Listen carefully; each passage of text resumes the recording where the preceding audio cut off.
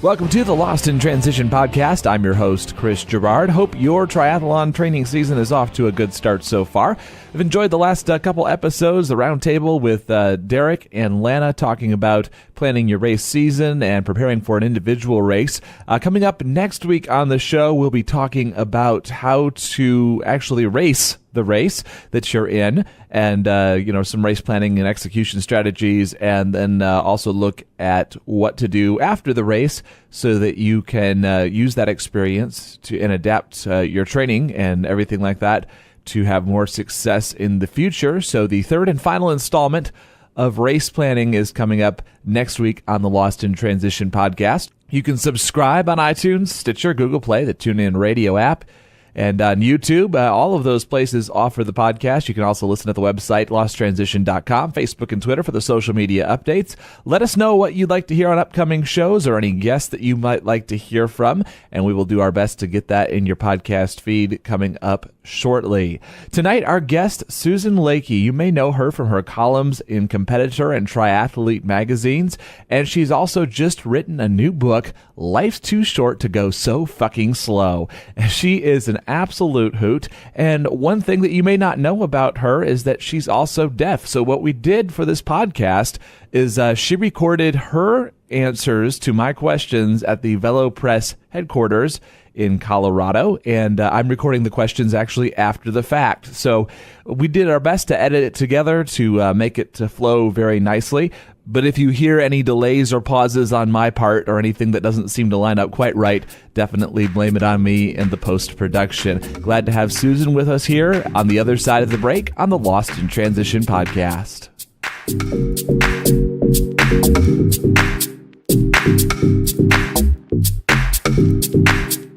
Susan Lacke is a writer, college professor, and triathlete who resides in Salt Lake City, Utah. You may know Susan from her columns in Competitor and Triathlete magazines. Her writing has also appeared in many national and regional publications, including Women's Running, Success, and Salt Lake Magazine. She's just written a new book, and glad to have her on the show today. Susan, welcome to Lost in Transition. And thank you for having me today. People that have read your columns know that you tend to tell it like it is and not sugarcoat things a whole lot. That's reflected in the title of your new book, Life's Too Short to Go So Fucking Slow. What's been the reaction to the book's title so far? I think it's kind of funny that people are so up in arms over it because, we all curse, especially when we're training. Anybody who has not dropped an F-bomb during hill repeats is lying about this. So training is hard, and it makes us curse, and obviously I curse a lot. And so it really wasn't a second thought for what we would call this book. But it has been a little controversial. There have been a couple of retailers who have asked us to change the title, and of course we said no, because we stand by this title. The publisher was very clear that they liked the title, and that the title has meaning. And when you read the book, it has a very special meaning to me and to the story. But also it's too hot for Facebook, which is kind of funny, because anytime we want to promote the book on Facebook, the ad gets banned because of vulgar content. And my book is not vulgar. I don't think, at least, it's vulgar, but Facebook seems to think so. So we've really had a lot of word of mouth that has needed to happen. And that's good because people have been spreading the word. They've been saying, you need to read this book. But yeah, you need to fucking read this book, which is great. Another thing that I found interesting about the title is that some people think that I'm making fun of slow people, which I'm not. I'm totally not. When you read the book, you'll understand that that's not at all what it is, and that I am, in fact, fucking slow. And I am one of them. And so I'm not making fun of slow people at all. And I hope that doesn't keep people from buying the book. It's funny that you mentioned Facebook. We ran into the same problem when Leslie Patterson and Simon Marshall were on the program to promote their book about mental training in triathlon called Calm the Fuck Down. We tried to put a picture of the book cover up as the advertisement for the show and got banned for the exact same reason and had to use a different picture. All kind of silly when you come to think of it. But you talk about your life as a young college professor in the beginning of the book with a full plate of unhealthy habits who just happened to be surrounded by a group of health and fitness nuts. What did you think of these people doing endurance sports at the time? I was intimidated by them. I thought that they believed that they were better than me. They were running half marathons and eating salads and walking around like they were hot shit. And so I made fun of them. I said that they were in a cult and that they were crazy and that this isn't what normal people do. And looking back, making fun of them was my defense mechanism. I was feeling a lot of insecurity about my own unhealthy habits. I was overweight. I was smoking a pack a day. I wasn't eating healthy food. I was just in general a dumpster fire. And so to protect myself from making the changes that I knew I needed to make, I just made fun of the people who had their lives together. You mentioned the pack-a-day smoking habit. There's a story you relate early on in the book that talks about actually how a well-timed smoke break just happened to change your life. How did that first encounter with your boss, Carlos Nunez, unfold? Well, I was smoking outside my office one day when my boss, Dr. Nunez, sat down next to me. And he was one of those people that was just so intimidating. He was this tall, bald, muscular person who would just stare right through you. And I stayed out of his way as much as I possibly could. He was my boss, and I didn't want to upset him or offend him, so I just hid in my office most of the day. But I was outside smoking. He sat down next to me, and he asked me if he could have a drag of my cigarette, which was surprising because I knew he was one of those crazy health and fitness nuts. And so I just handed him my cigarette anyway, and he took it between his fingers and he stubbed it out in the ashtray. And he told me, "You don't need that shit." And that was one of those things that kind of took me by surprise. It disrupted what I thought was going to happen. And he invited me to go out with him for coffee. And that was the start of a 10-year-long friendship, actually, in which he really helped me to get my life together and change all of those unhealthy habits one by one by one. As the book unfolds from that first encounter on, you can tell how much Carlos cares. At the same time, he's a real hard ass. There's no hiding that fact. Why did you two become friends and stay friends when you had such different personalities and backgrounds? He definitely was a hard ass. He had very high expectations for everybody, not just me, but for his students, for his family, for other people in our training group. He really set the bar high. He really wanted to see people reach their highest potential. And the way that he did it was by giving everybody a good old-fashioned ass-kicking. The thing about Carlos, though, was that even though he came off as being brash or callous, he was also unconditionally supportive. He never set the bar higher than he believed that you could reach. And that's the kind of friend I think everybody needs in their life, just to have somebody who believes in you unconditionally, even when you don't believe in yourself. And so even though our personalities were very different, it was a friendship that changed my life.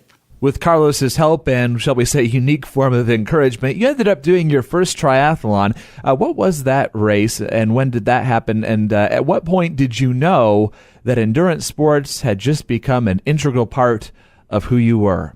So about 3 years after I met Carlos, I did my first triathlon. It was a sprint triathlon. And the reason I signed up for it was because in a fairly overconfident moment in which I had never done a triathlon or even so much as a half marathon. I signed up for an Ironman. And so Carlos said, well, you should probably start doing some triathlon and practicing and realizing what you've gotten yourself into. So I did that first sprint triathlon in 2010, which was about 6 months before I did my first Ironman. And so I went on the accelerated route. And that whole process taught me that I can do hard things. I can do things that challenge me, that I once thought was impossible. And that lesson was probably the start of my evolution as a human, really. I won't say that endurance sports are an integral part of who I am. It's what I do. Endurance sports are a hobby and even a passion of mine, but I'm a lot of things before I'm a triathlete or an Ironman. You know, I'm a writer, I'm a wife, a friend. I just have so many identities, and endurance sports is part of all of those identities. I'm able to do the things that challenge me in all of those roles because I was able to do that first triathlon, that first Ironman. I can do hard things. Part of doing hard things is having the confidence to just go out there and fail at things. You've said before that you've built a career on making dumb mistakes. What's one of your favorite endurance sports mistakes that you've made? I have made so many dumb mistakes. And actually, that chapter that you mentioned, Very Dumb Things, is online at velopress.com. You can read it, and you can read about all the many, many dumb things that I have done as an athlete. Probably the one that I have not lived down is the time that I did my first open water swim. Now, even though I prepared for the swim in the pool, I trained and I thought I was ready, I skipped out on doing practice swims in the lake with Carlos and a group of training buddies. And the reason I said that was because I'm an awesome swimmer. Like, I've got this. You should see me in the pool. But when I actually got into the lake that day and I did the race, I realized that the lake is very different from the pool. It was dark, it was murky, there were people hitting me, it was crazy, and just at the moment where my panic was at its highest, something bubbled up from the bottom of the lake. And I think it was a stick or something, but in that moment, I was convinced that it was a lake zombie. And so I freaked out, I flipped over on my back, and I started screaming, "Lake zombie! Lake zombie!" And to this day, that is still something that people yell at me when we are getting ready to swim, is to watch out for those lake zombies. I'm sure a lot of people identify with that open water swim panic, but Lake Zombie is pretty good. Your adventures that you get into and ability to relate them in writing have led you to write for quite a few different magazines, including Triathlete and Competitor magazines. How did you first start writing for these endurance sport publications, and what are your favorite topics to cover? Do you have a specific person or athlete in mind when you write? Just before my first marathon, I met a guy named Matt Fraser. And Matt is the guy behind the blog No Meat Athlete. And I was talking to him and mentioning that I had just signed up for my first marathon and I was really excited. And he said, well, let me know how it goes. And I took him probably a little too literally because just after I finished that first marathon, I sent him a 10-page email detailing every single thing I ate, every single step I took, every body part that hurt. It was really bad. It was really over the top. But Matt read it and very politely said, "This is great. Have you ever considered writing?" And I said no, because I really hadn't considered writing. But he said, "I'd love if you would write a blog for my website." And so I did it, just for fun. And that turned into more writing for Matt. And then I got discovered by Competitor Running magazine and then Triathlete magazine. And the rest, as they say, is history. It's interesting that you mentioned Matt. He's on the other side of the Smoky Mountains from us here in Tennessee, based over there in North Carolina. I saw an article on No Meat Athlete about your experience with paleo vegetarianism. It's two words that don't sound like they should go together for anyone who's investigated dieting, but you tried this diet out partially to prove a point to my small world next door neighbor from college and previous podcast guest, Joel Runyon of Impossible HQ. You know, Joel, I'm so sorry to hear that. Thanks, I've almost recovered. Were you able to prove your point to him? How did the experiment in paleo vegetarianism go? So, since you know Joel, you know that he tends to take himself very, very seriously. And I do not. So, I like to talk shit with Joel. Shit talk is my love language, and I love Joel Runyon. So, when he was telling me about this new paleo diet plan that he was writing, I, of course, made fun of him. I called him a lot of names that were a play on caveman, a Neanderthal, grunt, knuckle dragging. You get the point. But anyway, so he was telling me about this plan, and he said, well, it's really hard. I bet you couldn't do it. So that, of course, turned into a dare. Not only was I going to do the paleo diet, but I was going to do it as a vegetarian. And he thought this was completely impossible, that I wouldn't last a month, and I did it. I lasted a month just to show him, and then I ate an entire pizza to celebrate. It was lovely. That's great. Regardless of how long you are able to keep up being a paleo vegetarian, your lifestyle now, diet and otherwise, is so much different and improved from before you started your endurance sports journey. One thing you mentioned in the book is your battle with alcoholism, and that Carlos learned your secret when he showed up at your house and found you passed out near some empty boxes of wine. Not only being your friend, but also your boss. What was that like to have him discover that you were an alcoholic? Well, by that point, we had been friends for many years, and even though he was one of my closest friends, and we talked about almost everything, there was still that secret that I kept, that I didn't tell anybody, including Carlos. And that was that I was drinking in secret at night.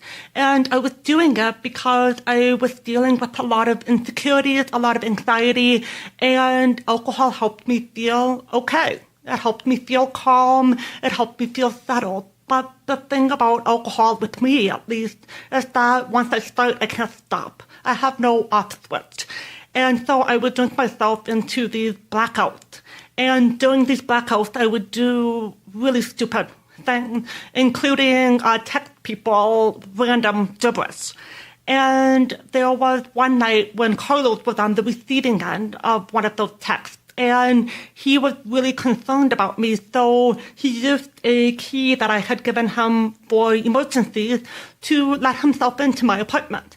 And that's where he found me passed out on my bed with boxes of wine stashed under my bed. And I remember feeling so much shame and disappointment because I had been discovered as the liar that I was, that I had been keeping the secret. And the thing that I'll never forget about that day is that Carlos didn't give up on me. He still was my friend. He still wanted to help me. He still believed in me. And even though I had been lying to him all this time, he still was there. And that was a really profound moment for me. I'd like to say I quit drinking immediately that day, but I did keep drinking in secret for about 2 more years.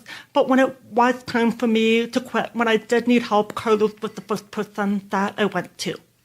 As we follow your journey in the book, we see how you were able to kind of channel some of those elements of what one might call an addictive personality into motivation and drive to complete the Ironman. As typical, Carlos gave you some colorful advice before that race. Can you tell us what he said?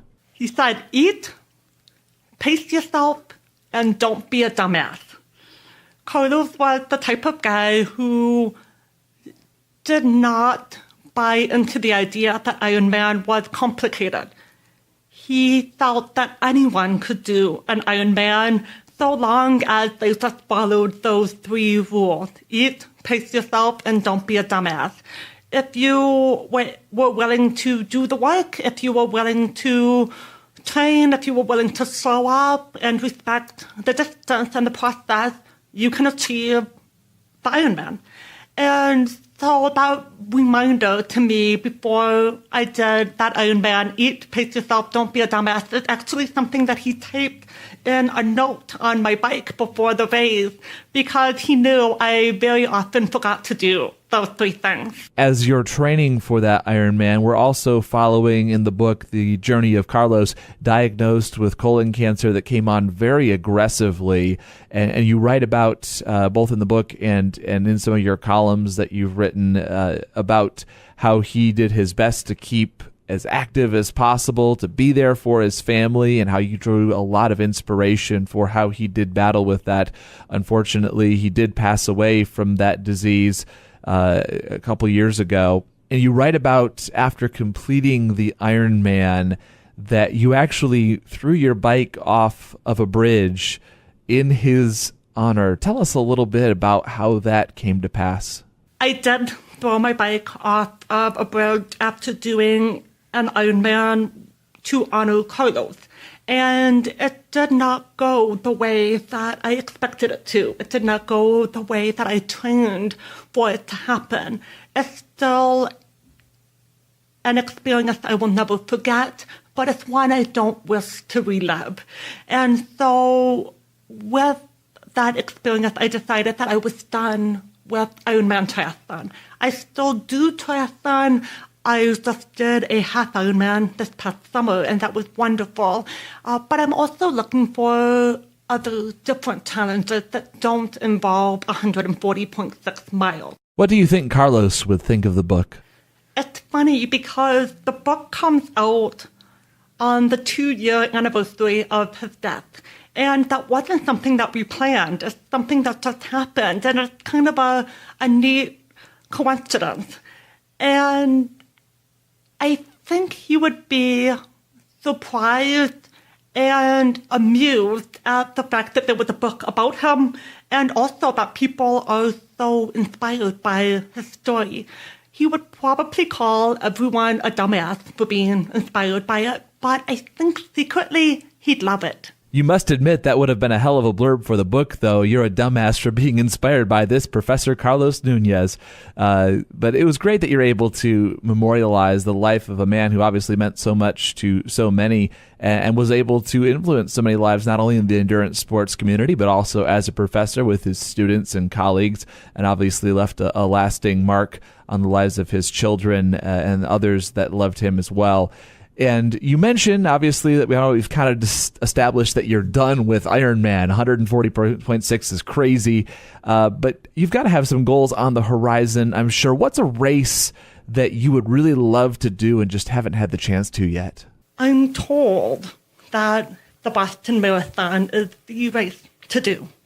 And because of what I do for a living, I've been invited several times to do the Boston Marathon on media or charity entries, but I haven't taken any of those because I feel like the Boston Marathon is something you have to earn, and I haven't earned that yet. Will I someday? Maybe. It's a possibility for the future, but it's something that I'm not going to take lightly. I'm going to qualify with the intent of qualifying, and I'm going to work for it. I don't want to just take a charity entry to do it. Yeah, I can definitely see that philosophy of you wanting to qualify for Boston on merit rather than just getting a media invitation, making that whole experience a lot more meaningful for you. And hopefully that's something that can be accomplished here in the near future. Looking ahead to the 2018 race season, what have you got on the calendar so far? Wow, funny you should ask. So I have a second book coming out, and it's all about unique running experiences around the world. So a lot of people think that running is all about the 5K or the marathon, and it's not. It's so much more. So for 2018, I am traveling the world and doing all of these unique race experiences that people may not consider when they think of running. I actually just got back from New York City, where I participated in the Empire State Building run-up. So I ran up 86 flights of stairs, and it sucked, but it was also one of the coolest things ever. So these are the types of experiences that I'm doing in 2018, and I will be writing all about it in my next book. We'll be looking forward to seeing that new title for you. Right now, where can people buy your current book, Life's Too Short to Go So Fucking Slow? You can find my book in print, e-reader, and audiobook now, and it's available in running and triathlon stores, online, and especially at susanlacke.com. We'll definitely post a link up to where people can get their hands on the book in the show notes. Check those out at losttransition.com. Also, check out the Facebook page, and we'll be doing a little giveaway of a couple copies of the book. Watch for that just after this episode drops. And where else can people learn more about you and read your writing online? You can visit susanlacke.com. That's Lacke. I love to be tweeted at, and I love to tweet at people. So you can find me mostly on Twitter at Susan Lacke, SusanLacke. Well, Susan, it's been a pleasure to have you on the Lost in Transition podcast. Best of luck with the book. Once again, Life's Too Short to Go So Fucking Slow, in bookstores, triathlon shops, and at SusanLacke.com. Links will be up on the website. Visit losttransition.com to learn more and follow those links. And thanks for joining us on the show today. Oh, it's been wonderful. Thank you. If you want a chance to win a copy of Susan's new book, go to our Facebook page, search for Lost in Transition Triathlon Podcast. Give us a like there if you would, and look for the post that will be a contest to win a copy of her book, and that will be on the Facebook page just after this episode drops, and will run for a few days, so hurry up and get that done. And thanks for listening to the Lost in Transition podcast. Coming up next, we're going to be going back to our roundtable with Lana and Derek as we talk about in-race strategy and post-race review as the third installment of our three-part series on race planning. Hope you can join us. If you have any questions you'd like us to address on that show, just send us a note from the website or hit us up on the Facebook or Twitter pages, and we would be happy to cover any topics that you may be interested in. And remember to subscribe, rate, and review as well so we can reach more great triathletes out there. iTunes, Stitcher, the Google Play, and TuneIn Radio apps, and on YouTube. We're also posting links of the audio up on Facebook, and you can listen at the website too, losttransition.com. So lots of ways to be able to share us with triathletes you know. And hope your own training is going well. If there's anything we can ever do to help, just let us know. We'll talk to you again soon. And until then, may all your transitions be smooth.